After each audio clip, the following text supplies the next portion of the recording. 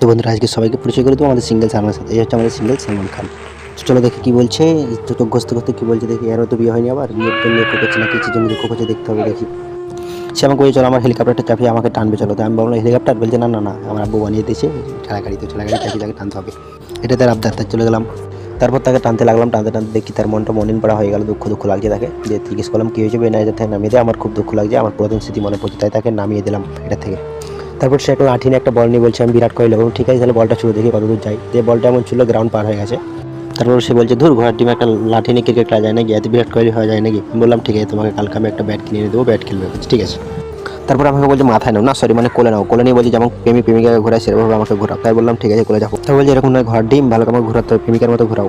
বলছে হ্যাঁ হ্যাঁ এরকম এরকম করে বলছি আমি, এরকমভাবেই ঘোরাও, এরকমভাবে এরকম ঘোরাতে ঘোরাতে তার মুখটা একটু হাসি হাসি লাগছে। বলছে পুরাতন স্মৃতি মনে পড়ছে, ঠিক আছে থাক আর ঘোরাতে হবে না থাক, পুরাতন স্মৃতি মনে পড়ে গেছে তাই কাঞ্চাম, চলো তাহলে একটু তাল খেলাম না, সরি ফল খেয়ে নাও। তারপর গালে দিচ্ছি বলে না আমার খেতে মন যায় না, আমার পুরাতন কথা মনে পড়ছে, তাই তাই সে না খেলো না।